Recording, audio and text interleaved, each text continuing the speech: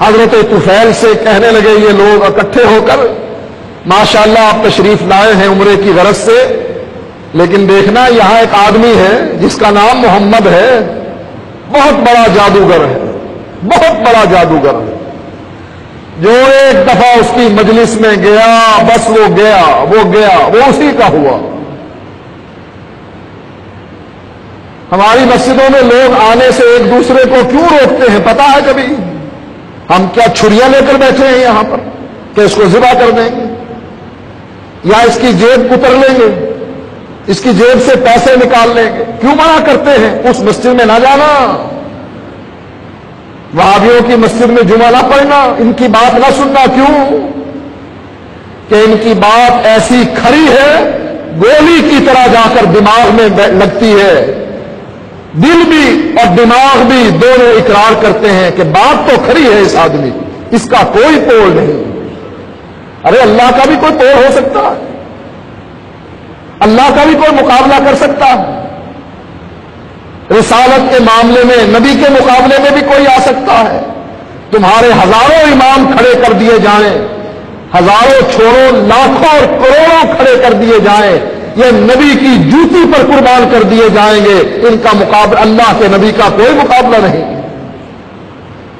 ایسی کھڑی بات، ایسی وزنی بات، ایسی عقلی بات جو جا کر دل و دماغ میں بیٹھ جائے اور وہ نکلے نہ، اس لیے مولوی منع کرتے ہیں وہابیوں کے قریب تک نہ جانا، یہ بڑے خطرناک لوگ ہوتے ہیں۔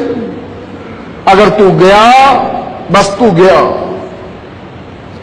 پھر کہاں تک فتویٰ دیتے ہیں؟ اگر تو وہابیوں کی مسجد میں گیا اور ان کے پیچھے نماز پڑھی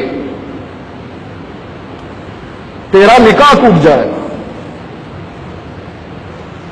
اور کراچی میں باقاعدہ ایک بریلوی مفتی نے فتویٰ دے دیا، عبداللہ بن سبیل امام کعبہ کراچی تشریف لائے، لوگوں نے شوق میں کہ چلو امام کعبہ آیا ہے اس کے پیچھے نماز پڑھتے ہیں، لوگ نماز پڑھنے کے لیے چلے گئے۔ اگلے دن مفتی نے فتویٰ جڑ دیا، جن جن لوگوں نے امام کعبہ کے پیچھے نماز پڑھی سب کا نکاح ٹوٹ گیا۔ اب یہ لوگ کیوں روکتے ہیں؟ آخر اس کی کوئی وجہ بھی ہے۔ وجہ یہ ہے کہ سچائی کا مقابلہ نہیں کر سکتے، اس حقیقت کا کوئی انکار نہیں کر سکتا، اس کا کوئی توڑ نہیں لا سکتا۔ جیسے قرآن کے بارے میں اللہ نے فرمایا اگر سارا جہان بھی مل جائے نا اس جیسی 10 صورتیں منانے کے لیے، فرمایا 10 کو چھوڑو اس جیسی ایک صورت منانے کے لیے، کہا ایک کو بھی چھوڑو، اگر سارا جہان مل جائے وہ اس جیسی کوئی ایک آیت بھی نہیں بنا سکتے ہیں، اس قرآن کا کوئی توڑ نہیں ہے۔ یہ